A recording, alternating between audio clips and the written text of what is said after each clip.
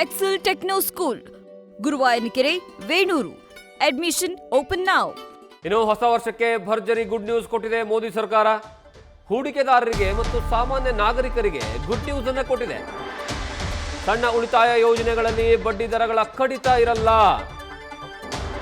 2025-26 ಹಣಕಾಸು ವರ್ಷದ 4ನೇ ತ್ರೈಮಾಸಿಕದಲ್ಲಿ ಕಡಿತವಿಲ್ಲ. ಕೇಂದ್ರ ಸರ್ಕಾರದಿಂದ ಸಾಮಾನ್ಯ ವರ್ಗಕ್ಕೆ ಬಿಗ್ ರಿಲೀಫ್ ಸಿಗ್ತಾ ಇದೆ.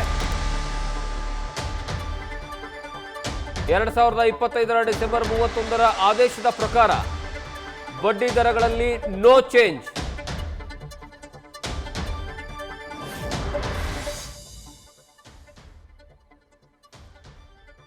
ಹೊಸ ವರ್ಷಕ್ಕೆ ಭರ್ಜರಿಯಾದಂತಹ ಗುಡ್ ನ್ಯೂಸ್ ಕೊಟ್ಟಿದೆ ಮೋದಿ ಸರ್ಕಾರ. ಸಣ್ಣ ಉಳಿತಾಯ ಯಾರೆಲ್ಲ ಮಾಡ್ತಾರೆ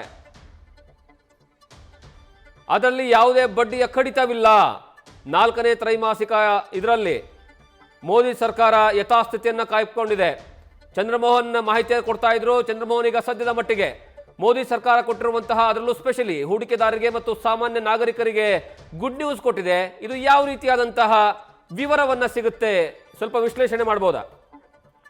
ಜಗದೀಶ್, ಮುಖ್ಯವಾಗಿ ಪ್ರತಿ ತ್ರೈಮಾಸಿಕಕ್ಕೂ ಕೂಡ ಕೇಂದ್ರ ಸರ್ಕಾರ ಉಳಿತಾಯ ಯೋಜನೆಗಳಿಗೆ ಬಡ್ಡಿ ದರವನ್ನ ಪರಿಷ್ಕರಣೆಯನ್ನ ಮಾಡುತ್ತೆ. ಈಗ 3ನೇ ತ್ರೈಮಾಸಿಕ ಮುಗಿದು ಈಗ 4ನೇ ತ್ರೈಮಾಸಿಕ ಆರಂಭ ಆಗ್ತಾ ಇದೆ. ಜನವರಿ 1ರಿಂದ ಮಾರ್ಚ್ ಅಂತ್ಯದವರೆಗೂ ಕೂಡ 4ನೇ ತ್ರೈಮಾಸಿಕ ಇರುತ್ತೆ. ಈ 4ನೇ ತ್ರೈಮಾಸಿಕದಲ್ಲಿ ಸಣ್ಣ ಉಳಿತಾಯ ಯೋಜನೆಗಳ ಬಡ್ಡಿ ದರಗಳನ್ನ ಕೇಂದ್ರ ಸರ್ಕಾರ ಪ್ರಕಟಿಸಿದೆ.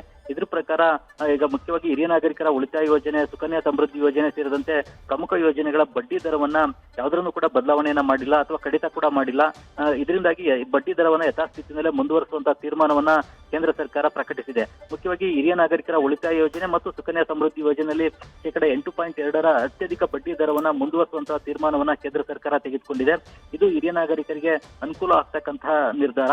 ಇನ್ನು ಹೆಣ್ಣು ಮಕ್ಕಳ ಭವಿಷ್ಯಕ್ಕಾಗಿಯೇ ಪೋಷಕರು ಸುಕನ್ಯಾ ಸಮೃದ್ಧಿ ಯೋಜನೆಯಲ್ಲಿ ಹಣವನ್ನ ಹೂಡಿಕೆ ಮಾಡ್ತಾರೆ. ಪೋಸ್ಟಲ್ ಡಿಪಾರ್ಟ್ಮೆಂಟ್ ನಲ್ಲಿ ಅಥವಾ ಬ್ಯಾಂಕ್ಗಳಲ್ಲಿ ಸುಕನ್ಯಾ ಸಮೃದ್ಧಿ ಯೋಜನೆಗೆ ಹಣವನ್ನ ಕಟ್ತಾರೆ. ಅವ್ರಿಗೂ ಕೂಡ 8.2 ಬಡ್ಡಿ ದರದಲ್ಲೇ ಒಂದು ಯೋಜನೆಯಲ್ಲಿ ಲಾಭ ಕೂಡ ಸಿಗುತ್ತೆ. ಇನ್ನು ಕಾರ್ಮಿಕ ವರ್ಗದವರಿಗೆ ಮುಖ್ಯವಾಗಿ ಸಿಪಿಎಫ್ ಮೇಲಿನ ಬಡ್ಡಿ ದರವನ್ನು ಕೂಡ ಕೇಂದ್ರ ಸರ್ಕಾರ 7.1 ಮುಂದುವರಿಸತಕ್ಕಂಥ ತೀರ್ಮಾನವನ್ನು ಕೂಡ ತೆಗೆದುಕೊಂಡಿದೆ. ಈಗ ರಾಷ್ಟ್ರೀಯ ಉಳಿತಾಯ ಪ್ರಮಾಣ ಪತ್ರಗಳ ಹೂಡಿಕೆದಾರರಿಗೂ ಕೂಡ 7.7 ಬಡ್ಡಿ ದರವನ್ನ ಮುಂದುವರಿಸತಕ್ಕಂಥ ತೀರ್ಮಾನವನ್ನ ತೆಗೆದುಕೊಂಡಿದೆ.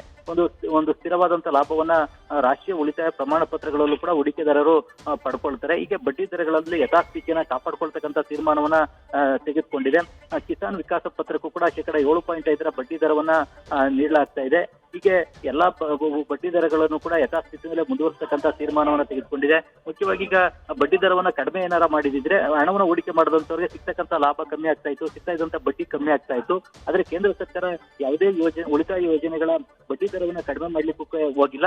ಬದಲಿಗೆ ಈ ಕಳೆದ ತ್ರೈಮಾಸಿಕದಲ್ಲಿ ಇದ್ದಷ್ಟೇ ಬಡ್ಡಿ ದರವನ್ನ ಈಗ 4ನೇ ತ್ರೈಮಾಸಿಕಕ್ಕೂ ಕೂಡ ಮುಂದುವರಿಸತಕ್ಕಂಥ ತೀರ್ಮಾನವನ್ನ ತೆಗೆದುಕೊಂಡಿದೆ. ಮುಖ್ಯವಾಗಿ ನಮ್ಮ ದೇಶದಲ್ಲಿ ಹಿರಿಯ ನಾಗರಿಕರ ಉಳಿತಾಯ ಯೋಜನೆಗೆ ಅತ್ಯಧಿಕ ಬಡ್ಡಿ ದರ ಸಿಗುತ್ತೆ.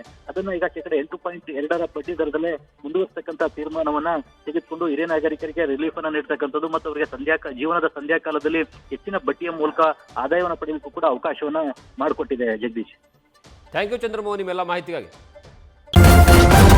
ನ್ಯೂಸ್ ಫಸ್ಟ್, ನಿರ್ಭೀತಿಯಿಂದ ನಿಮ್ಮ ಪರವಾಗಿ.